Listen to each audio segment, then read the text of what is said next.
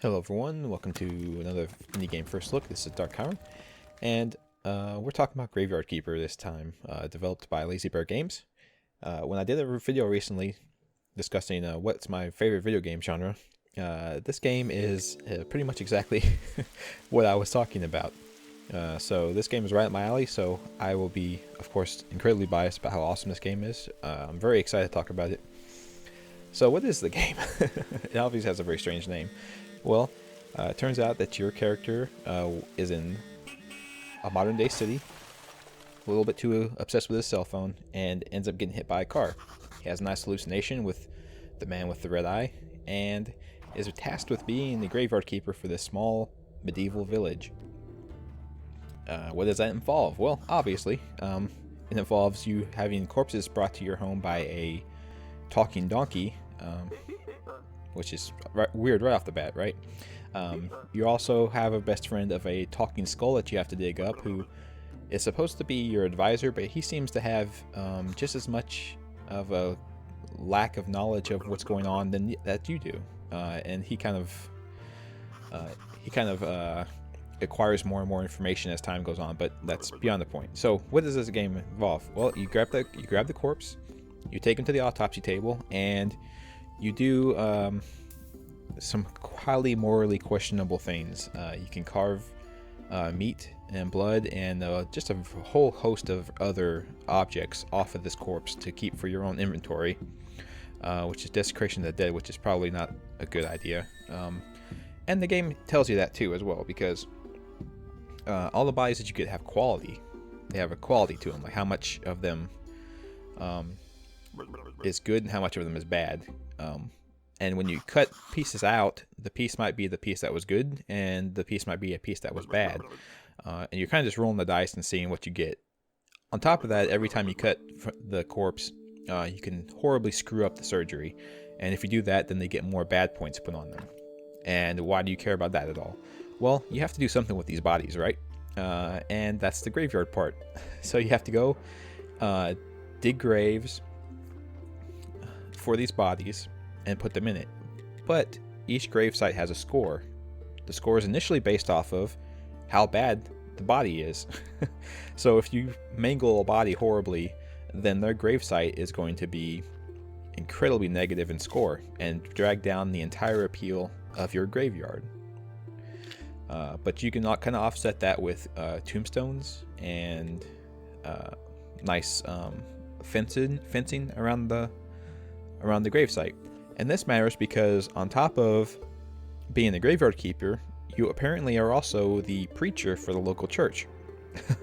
But you can't become the preacher for the local church until you get the graveyard up to a certain standard, and the cleric that comes to town deems you worthy of being the preacher, which requires you to have a good enough score in the graveyard. So, I mean, you're kind of torn between what is it you care about. Do you want all these nice items off of the corpses, or do you want to become a preacher quicker? And it's good for you though. It's good for you though if you're in the morally questionable route already with carving up all these bodies. The game has you covered, because instead of going and burying these really negative scoring bodies into your graveyard, you can instead decide to just chuck them in the river and not bury them at all. Of course, this has its own problems. First of all, I'm pretty sure the river feeds into the water supply for the city, or the village rather. So you're probably poisoning the people who live there, which is probably not a good idea. However, I guess if you are getting items off of dead bodies, you would want more dead people, right? But that's a little unethical and morally questionable yet again. Also, when you bury corpses, you get burial certificates, which you sell in the town for money, and that's how you get your money. So, now that we're talking about that, you take these burial certificates to the tavern in town, and in the town, you have all of these villagers that you're going to be talking to and developing relationships with. And when you develop relationships with them, they all have their own little stories that you traverse through and progress through. and they unlock certain things for you as well. Even the horrible merchant who is a jerk, he gives you things. And so then when you go over to the village and get all these quests and stuff, then you realize that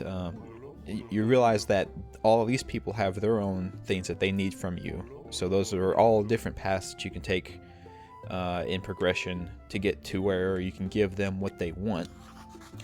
Some people need you to be a really good preacher. Some people need you to be a good... Okay, we'll go over all of the things you can do in this game, I guess. They need you to be a good gardener.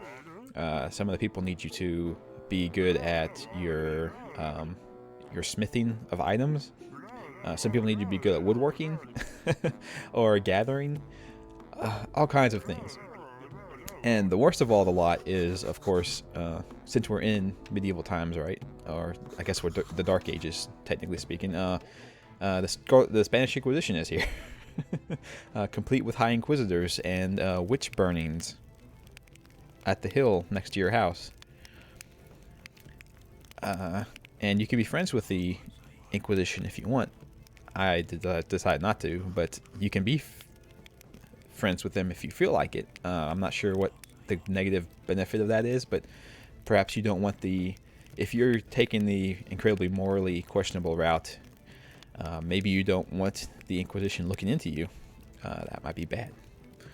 So, as you can tell, as I've been speaking about this game just has all of these things that feed into other things, and they're all different things, and they all have their own paths. And as I said in my video, that's the kind of stuff I love. It's just where the game just gives you all of the stuff, and the game does pretty much throw you into all of the stuff in pretty rapid succession. So it's all up to you, like, what do you care about and where do you want to go with it. Well, on top of that, to make it even more involved, this game has a really large skill tree system built into it. You have everything in its own categories. You have your woodworking, smithing, gathering, your prayers, book writing. I forgot about that. The game has book writing in it. And they all feed off of you gaining, I guess, basically, I guess you can call them skill points, but you have different skills. You have strength, gathering, and I think faith is what it's called. Red, green, and blue. And the more you do activities that are involved with that type of skill, the more of those points you get. So then the more unlocks in the skill trees you can get. And you need to unlock the skill trees because they give you access to your crafting tables, to your recipes to craft in the first place, to your ability to gather certain items out in the world. And it just goes on. It goes on and on. There's so much. And it's all really enjoyable. And oh yeah, and you also have cooking. Cooking is one that you get differently than all the other ones. You don't learn necessarily like you do the other ones. You don't just go and like get enough skill points to unlock a recipe to cook. As far as I can tell, you have to go and find other alternative means to unlock the recipes. Like, for instance, there's a house in the village that has a bunch of chickens. So if you investigate the egg basket there at that house, you unlock recipes that involve needing eggs. Also, rather disturbingly, the meat that you're cutting off of these corpses can also be cooked for your food. So, yeah. On top of all these activities and all this wonderful stuff, the very, I guess, basic premise of the game is really weird and kind of disturbing if you actually kind of consider it. So, it's like I said, like I was saying, this is right up my alley. Oh, I also forgot. Eventually, at some point, you get a crematorium, so then you can start cremating corpses instead of throwing them in the river, if that's how you want to go. And there's tons of other things. Like, I've been playing this game for many hours already, and I still haven't got to everything that you can unlock in this game. There's lots of other things you can unlock. There's lots of areas that you have to meet certain requirements to get to. Eventually, you can start selling your flesh that you carve off corpses in the town to the townspeople unknowingly, but that involves you communicating with the Royal Academy, or not the Royal Academy, the Royal somebodies, and they involve you giving them huge cash infusions to get certain certificates to do certain things, and one of them is a certificate to sell meat to people. And if you have this stamp, it's a stamp that you stamp the meat with. If you get this, you're supposed to be a trustworthy source of meat. However, you just get it by paying a huge bribe to the government. So I'm not sure how well that system actually works, but in theory, it's supposed to be pretty good, right? Anyway, yeah, so if my discussion of this game and my enthusiasm for this game has in all piqued your interest, this game is basically sold everywhere. It's you can buy it on Apple, apparently, Linux, the Xbox One, Nintendo Switch, the PlayStation 4. It's apparently on iOS and Android as well. Or you can get it on the PC, which is the method I'm playing it. I can't speak to the quality of the gameplay on any of the other platforms. However, I'm playing on the PC, and there you can either get it from Steam or the Humble Store or GOG. So whichever. Apparently, if you want to play this game, whatever you have, you can play it. And the game looks great. I haven't mentioned that at all either. The game looks great. The pixel art, I mean, you're seeing it. The pixel art and just the art style and everything is just is incredible. Yeah, this is like I said, just off the top of the bat, I'm going to end it here, but I just want to say one last time, this is the kind of game I love in the first place, and it's great to see this kind of high quality, just involved and great stuff coming out of independent studios. I'm always, as this video series kind of attests to, I'm always for supporting independent developers and small businesses as much as possible. And when they put out stuff that's this good, like, how can you not want to support them, right?